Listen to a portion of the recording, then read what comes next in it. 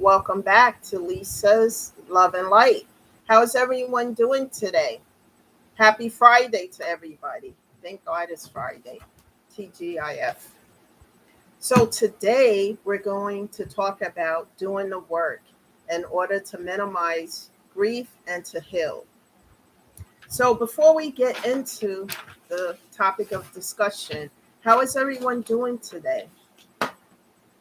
From the messages that you've been hearing from these videos, have you guys applied any of the information that I've been sharing here that has helped me? I hope you guys are, applying some of this information. I'm sharing. I'm not a therapist.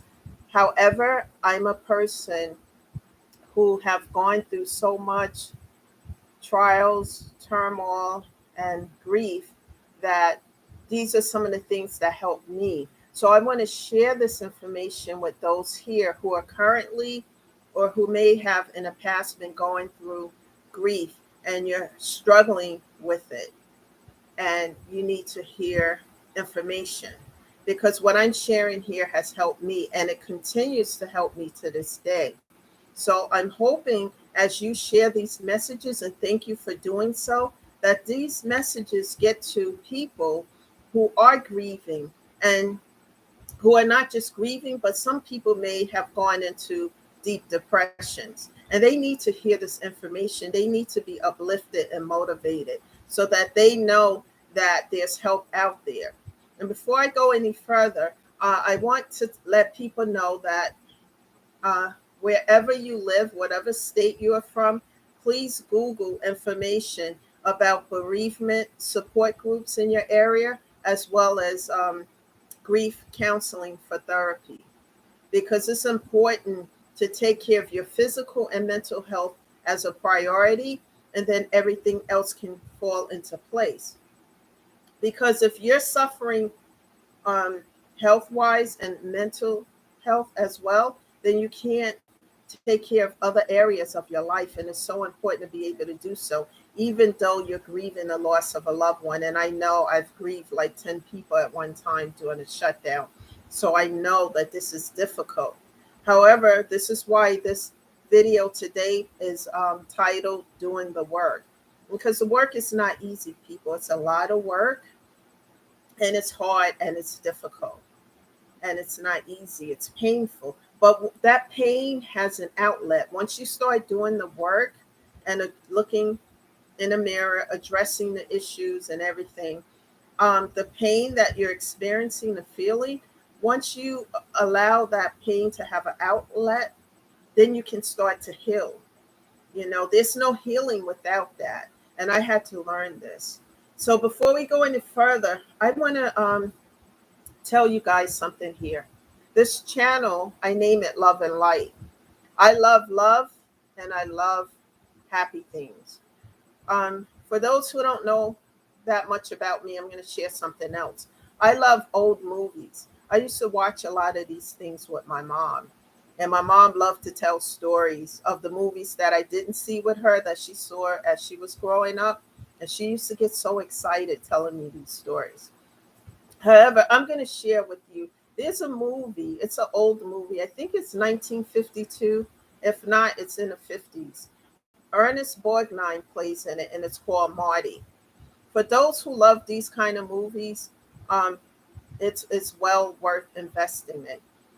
Marty grows up in New York, I think Bronx, New York, and it was during the 50s. He was a butcher and he lived with his mom. I'm just going to share a little bit of why I like this story. He was not what you call a man that all women ran after. He was so handsome to look at. He wasn't that type. He was overweight and he didn't think that much of himself because when he went out, with his friends to try to meet other women, etc., they would not really be interested in him. And he felt like he was unattractive. That's the word I'm going to use here. He felt like he was unattractive and that women didn't want him. And he used to always have these arguments about with his mom about this because she wanted him to be married so she can be a grandmother and they, and she have grandchildren. But he was having difficulty finding that one. And I love how the story unravels because he goes out with one of his buddies um, to a dance and he meets this woman there, but he meets her under weird circumstances because the guy who's there with her thinks of her as an ugly duckling, and he was fixed up with her by a friend that he promised he was going to take her out. However, he found someone else there that he wanted to mingle with. So he tried to pay Marty to take her off his hands, but it didn't end up that way. I'm not going to say much more except for that they connect and he starts to date her and it turns into this beautiful love story. And I'm saying all of this because he didn't think he had the what's the word I'm looking for here when it comes to love. He didn't think he had what it takes when it comes to love. He think because he looked a certain way and was the oddball out that he was never going to find love and he was never going to be happy and give his mom what she wanted. What he wanted too was to be a father and for her to be a grandmother. But I said all of this, and I know it doesn't sound like it's related to grief and healing, but all of this is intertwined, and I'm going to show you why, tell you why. Because when you don't love yourself or you have low self-esteem, then you can't manifest what you really want. And that was the case here. He wasn't, because Marty felt like he wasn't good enough because all the women who were just into shallow things didn't recognize him. They just told him he wasn't worth it. But in the end, he found out he was worth it, but for the right person. And this is why I love the story so much. What I'm talking about here, if you guys know the movie or if you watch it, you'll see how it unravels and what I'm saying here. I just don't want to give a whole lot of information just in case you look it up and decide to watch it. But his self-esteem was low. He didn't think much of himself. And the reason why I'm talking about this here, because in order to grow and heal, we have to love ourselves. And at the end, he started to realize he was worth it. And, and I cheered them on because it was a beautiful story. Because if we can do the work, is what I'm saying here, doing the work. But if we don't love ourselves and we don't think we're good enough for anything in life, whether it's a relationship, whether career, to go back to school or do something that we really truly want, but we don't feel like we have what it takes, all those things affect our self-love. Because when you know you're worth it, you love yourself, you're worth it. You may be different from what other people perceive to be the norm in society. Maybe, you're different, like the oddball out, so to speak, meaning that maybe you prefer to read books or do something different than what the normal crowd does. It doesn't make you, how do I say this? It doesn't make you, I'm having the words I want to use here. It doesn't make you lower. It shouldn't make you lower yourself or think that you're not good enough or worthy because you're different. All of us are different in any ways. We're similar in some ways and different in other ways. Where somebody, when I was growing up, I give you an example. I have siblings, my two older sisters love to hang out. I had one who was extremely popular back in the day. Me, I prefer to stay home and read a book. And because I did that or watch a movie and things, I published 2 books, a third one in the process of being published. But I love to write. And then I would listen to these stories my mom used to tell. She was a awesome storyteller. And I would listen to, stories and etc. But it doesn't mean that there's something wrong with me because I march to the beat of a different drum. That's what I basically want to say. And just, anyone who marches to the beat of a different drum, it doesn't mean that there's something wrong with you because you don't follow the crowd. When you self-love on yourself and you start to heal and see that you're worth it and and you deserve all the happiness, then you don't worry about what the crowd or what anyone else have to say, family or etc. When you self-love, you're not in love with yourself, but you love yourself enough to know that you do matter. You are important. And then as you started to realize this, then the work will slowly begin. You start to heal. As you realize the trauma and the pain, and as you cry it out or do whatever it is to get through it, it's an outlet for that pain. Otherwise, that pain stays within you and it gets stagnated and stuck there, and you can't move forward. And it's important to move forward.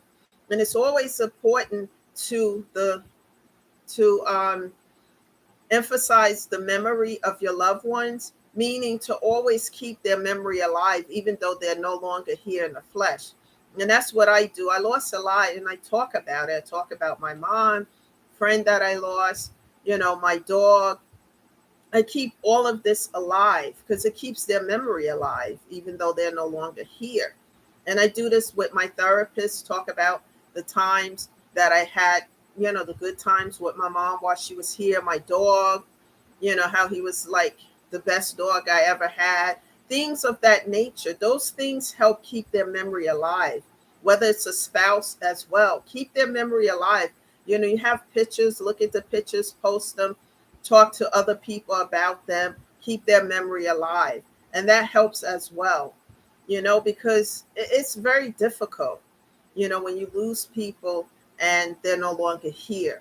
So that's an outlet. And another one, as I always talk about, a healing factor for me is music. I love music. I listen to it daily because when I feel depressed or down, or that grief start to kick in, I go into a playlist of music and I take that time to listen to some of the songs I have on that playlist. Or I look at pictures that reminds me of my grandmother's house. I used to spend time with my grandmother on a porch. We would snap beans together on the porch, and as the sun is going down, it's my grandfather had a huge farm. I would sit there, and those times were priceless to me because I can't get those times back, but I remember them. I look at pictures and things that remind me of that time. We don't want to trash their memories, meaning put their memory to the side, even though they're no longer here in the flesh, but always keep those memories alive and tell stories, if you have children, to your children about them, if they didn't have the opportunity to meet their grandparents, etc. And just keep those memories alive, because it's a part of us. The other thing I want to say is, in my case, when it comes to the healing process, and I didn't want to do the work because it's a lot of hard work and it was painful. Not so much that it was just hard work, but it was painful. And I had to look at myself and look at the pain, and I had to address it. And that was very, very difficult for me, people. It really was. My therapist has a lot of patience and, but I had to do it in order to get the pain out, release that outlet. So when I think about what I had to go through and the pain and some of the things I still go through, but not as bad as before, I use this metaphor. It's like the Titanic. I think of it like, okay, I'm on this boat, it's sinking. So what am I going to do to get off of this? Either I swim or I drown. And then I said, no, I can't drown. I have to swim and I have to move on. I have to get through this. I know it's difficult. I don't want to do the work, not the work. I don't want to deal with the pain behind the work. But I had to in order to get through it. And to get to a space where I feel better. You never get over losing loved ones. It's always going to be that empty feeling because they're no longer here. However, we can keep their memory alive. We can get through it. Because in the beginning, it's real hard because that grief will hit you, let me tell you, unexpectedly. Grief don't care where you are. You could be at work, you could be, any place when grief hits you. And I didn't have control over it in the beginning. I didn't know how to deal with it because I never had to deal with grief to that extreme. and it's difficult. And I had to go through the work, get the pain out, address it, etc. And none of this was easy, but I'm in a better space today. And another thing I want to address here, I have some notes here so I don't forget anything today, is I want to address this factor. Some people, I've heard stories from a lot of different other people that, don't hate on someone who decides to heal, because that person is already going through enough pain. One of the worst things that someone can do is say, it's been 3 years or it's been 5 years or whatever amount of time. You should be over this by now. No one ever gets over losing a loved one, but you can get through the pain of it. And some of us don't heal, none of us heal at the same time. Some heal right away, some don't. It takes longer. Let yourself go through that process. Don't put a time frame on when you should feel better, because we are all at different stages in our life.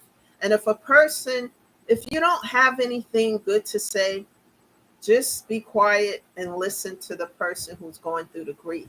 Offer them your condolences and say, I'm here to listen if you just need someone to talk to. That's what I do with other people who I know that are grieving. Being there, visit them, bring them some breakfast, or bring them something that they like, and sit and listen to them talk about the Passover loved one.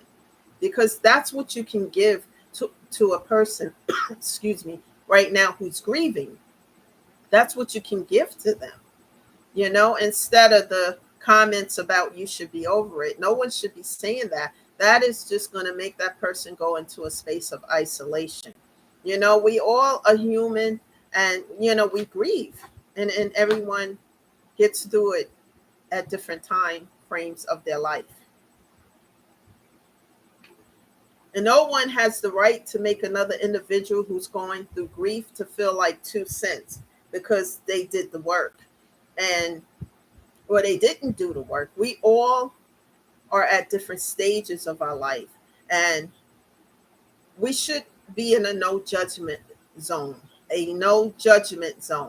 because we all heal, and we all, at different levels of our life, different times. Every one of us is not the same, but being patient with those who are grieving, because it's going to take time to heal these things, and grief, you never get over it, but you can get through it and be better and feel better. And when you're doing better and you're healing, you can direct your attention to other things in your life that's important. But if your mental health and your physical health is suffering, then you can't give to yourself or to anybody else. And that's another reason that it's important to heal. Let's face it, we will never be the same because of the loss of loved ones. We're always going to grieve and want them here with us. However, we can remember the good times and we can get through it. Never tell anyone that they should be over grief. They should be done with this, because that's never going to be the case. I miss my mother every day. I think about her. I see something that reminds me of her, my dog as well. I have dreams about them. A friend that I lost who was a few years older than me, and she unexpectedly passed away. And it was just, I didn't want to believe it for a long time, even after I went to a funeral. That's not her. That's, and it took time. So all I can say, that time can heal grief, and doing the work. And when I tell you guys the work can be something just as addressing your pain, and these things I learned in therapy, addressing it, and in my case, there was something I had did a long time ago, when my son was about 5 or 6 years old, that hurt my mother. And I never really had a chance to go into a deep conversation with her about how sorry I was, because I didn't feel like being bothered. And I'll tell you briefly that she loved my grandson. I'm sorry, I said grandson, my son. She loved her grandson, my son. And she came over to the house and she had some clothing for him. But she was coming every week, and I didn't this particular Sunday I didn't want to be bothered, and I didn't do things the correct way. And I told her not to come. She showed up anyway, and I didn't let her in. And to this day, I had to work this out in therapy. When I had my last conversation with her, I tried to address it, but she was in and out of consciousness. She had COVID and some other issues, but it was difficult for me to do so because it was the wrong thing to do. But I'm not the same Lisa today as I was back then. And I didn't want to be bothered. And it's like, I'm tired. I don't want to deal with this today. And it was just wrong. People, it was really wrong.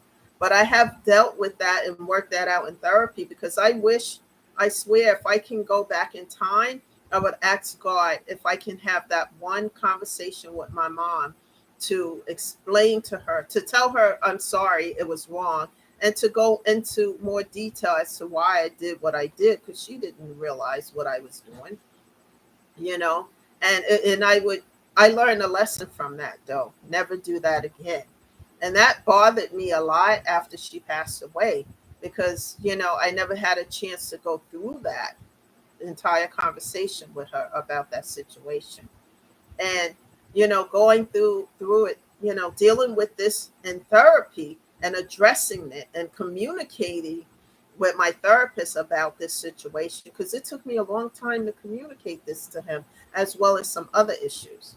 Because like I said, growing up I learned, what goes on in this house stays here, and we don't really sit and communicate about things as we should.